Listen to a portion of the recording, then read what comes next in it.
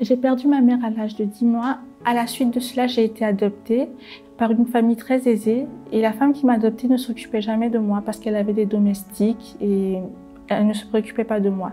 Du coup, depuis toute petite, j'ai grandi avec cette carence affective. Je me sentais mal, j'étais triste.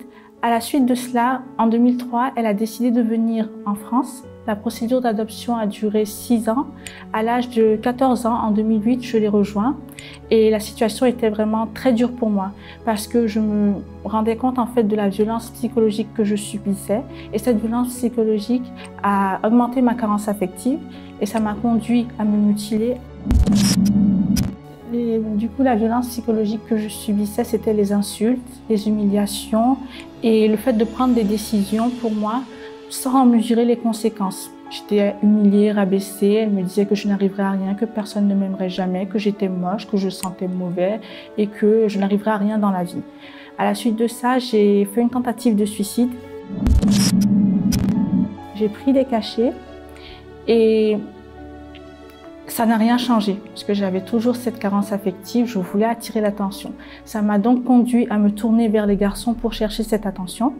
Et à l'âge de 17 ans, j'ai rencontré un garçon avec qui je suis partie. J'ai fugué, je suis partie, je suis restée 1 an et demi avec lui. Il m'a battue, il m'a insultée, il m'a humiliée. J'ai subi un avortement au cours de cette relation, ce qui a encore augmenté ma douleur et ma carence affective. Je suis retournée dans la famille qui m'a adoptée. Et c'était encore pire. Du coup, j'ai décidé de partir, pensant que le mal-être que je ressentais venait d'eux. Du coup, j'ai décidé de partir, j'ai pris mon appartement. Et là, en fait, j'ai commencé à toucher le fond parce que je me suis rendu compte qu'il n'y avait plus personne pour me mortifier, mais que j'étais encore malheureuse. C'est là que j'ai pris conscience de ma dépression. Je pleurais tous les jours. J'ai travaillé pendant 6 mois et tous les mois, j'avais à peu près 2 semaines où je ne pouvais pas travailler parce que je pleurais. Je pleurais dans les transports, je pleurais partout. J'étais vraiment renfermée et isolée.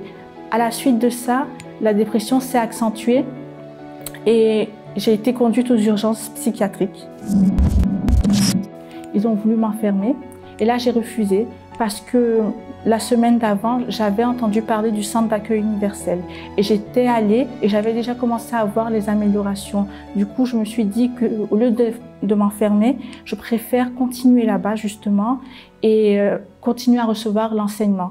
Du coup, aujourd'hui, je suis une personne heureuse. Grâce à l'enseignement que j'ai reçu au centre d'accueil universel, j'ai mis en pratique. Ça n'a pas été facile, mais aujourd'hui, je suis mariée, je suis heureuse, j'ai repris mes études de droit et j'ai la paix, j'ai la joie, vraiment une joie que je n'ai jamais ressentie de toute ma vie.